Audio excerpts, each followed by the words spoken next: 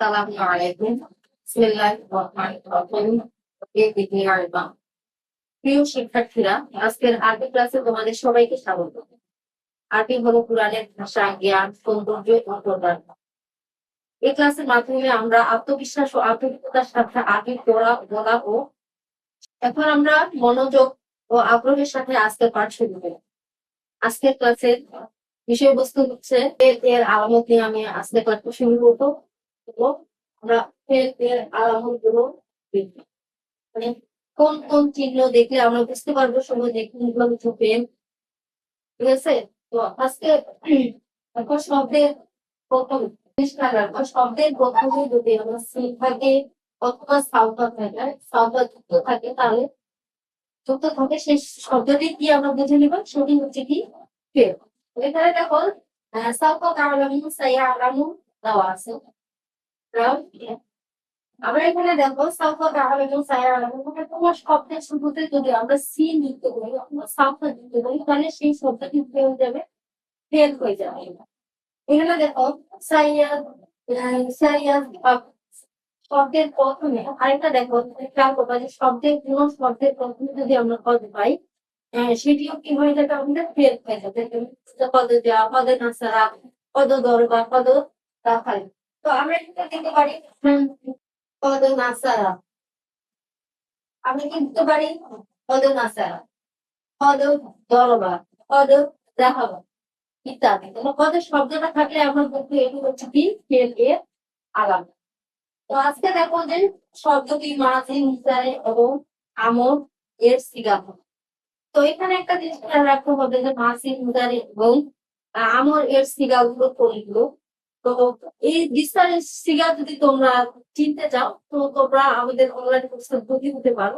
ভর্তি হয়ে যে আমাদের এখান থেকে হচ্ছে তোমরা মাঝি, মুসারে এর সিগা ভালো করে শিখতে পারবে। তো এখানে দেখো যে দাখালা, দাখালা শব্দটি হচ্ছে কি মাঝি, এই শব্দটি হচ্ছে যে মুজারে এবং তুদফুল। এইখানে হচ্ছে যে আমরা নাসারা ব্যবহার করতে পারি। নাসারা শব্দটি হচ্ছে মাঝি, ইয়ানসুরু, ইয়ানসুরু শব্দটি হচ্ছে মুজারে। আবার যদি আমরা এখানে ব্যবহার করি উনসুর, উনসুর, উনসুর শব্দটি হচ্ছে আমাদের এখানে হচ্ছে যে আমর এর সিগা।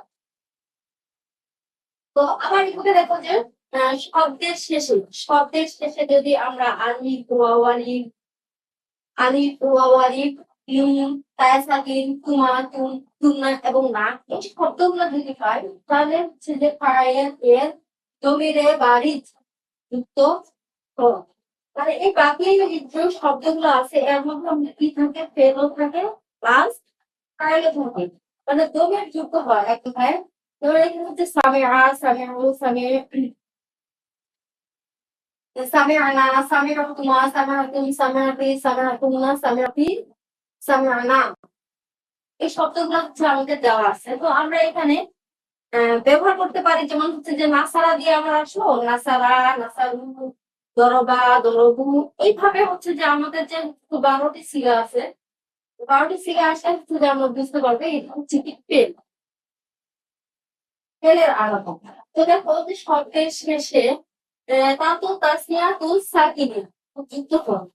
এখন হচ্ছে তার মধ্যে যদি আমরা সাকিন হয় নাসারাত আছে, আমরা যদি এখানে দরবার পাই,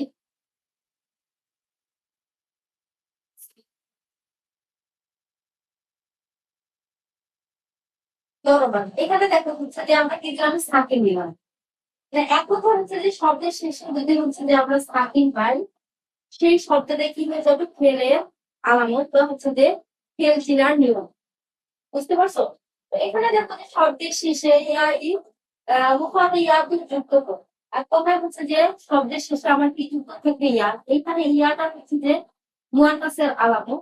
তো এখান থেকে দেখো যে শুধু ফুলি, শুধু ফুলি একটি শব্দ আছে আমাদের।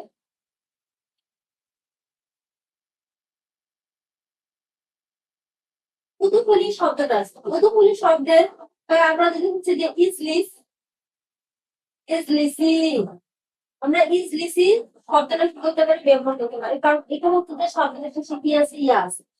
যদি আমরা ইয়া পাই সেক্ষেত্রে সেই শব্দটি কি হয়ে যাবে ইসিম ফেল এর আলামত হয়ে যাবে। তো এখানে দেখো যে শব্দের শেষে যখন প্রদানকারী আলেম আমিল যুক্ত হয়। এক প্রকার হচ্ছে যে আমরা কোনো শব্দের প্রথমে যদি লাম পাই, লাম লাম ইয়ানসুর, আমরা যদি এটি ব্যবহার করি যে লাম ইয়ানসুর, লাম ইয়ানসুর শব্দটি যদি ব্যবহার করি সেটি কি হয়ে যাবে ফেল এর আলামত হয়ে যাবে।